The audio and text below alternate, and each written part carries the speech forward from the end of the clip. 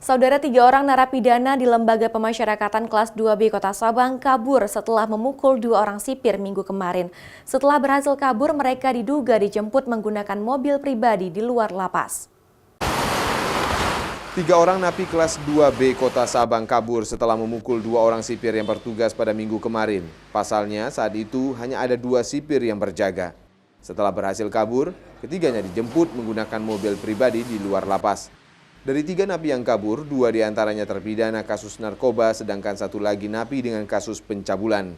Ketiga napi kabur itu bernama Rustam dengan masa hukuman 8 tahun penjara, Ilham 10 tahun, dan Hardiansyah 8 tahun masa hukuman.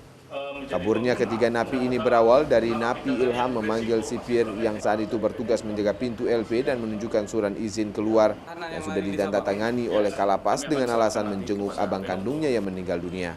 Saat sipir melihat surat, tiba-tiba Ilham memukul sipir sehingga terjadi perkelahian. Hingga akhirnya ketiga napi tersebut berhasil melarikan diri. Saat itu lapas hanya dijaga 2 sipir di pintu utama, sementara 5 sipir lainnya yang seharusnya bertugas hari itu tidak berada di rutan karena sedang mengikuti pelatihan bagi ASN baru. Momen inilah yang dimanfaatkan mereka untuk melarikan diri.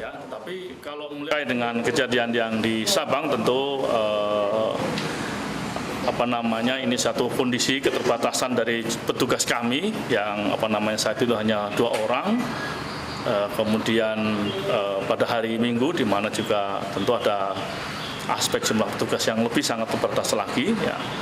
Dan jelas pelarian ini adalah pelarian dengan kekerasan, dengan cara melawan ya.